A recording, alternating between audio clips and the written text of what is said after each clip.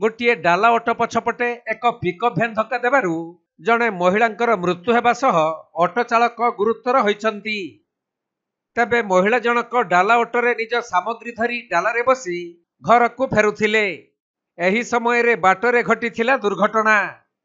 Sambalpur Cuttack 55 number जातीय राजपथर चारमाल थाना अंतर्गत वर्षिकिया छक निकटरे एहीपरि दुर्घटना घटिथिबा बेले एक डाला ऑटो पछपटे गोटे द्रुतगामी पिकअप भैन अति जोर रे धक्का देइथिला। फलरे ऑटोटी रास्ता तलकू खसी जिबा सह घटनास्थल रे ही महिलांकर मृत्यु होइथिला। मृत महिला जनक हेले रेढ़ाखोल सहर लुकापालीर हसीना बीबी।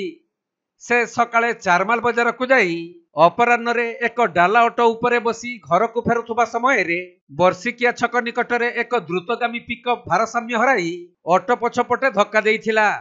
तेणु ऑटो डाला रे बसीथिबा महिलांक मृत्यु हेबा सह बोडरा पंचायत बड़माल ग्रामर ऑटो चालक बृंदावन महाकूड़ गुरुतर होइथिले। पुलिस तांको उद्धार करी रेढ़ाखोल डाक्तरखाना रे भर्ती करिसंती। सेपटे ऑटो को धक्का देई पिकअप भैनटी फेरार हो जाइथिबा बेले पुलिस ए नै तदंत आरंभ करिछि।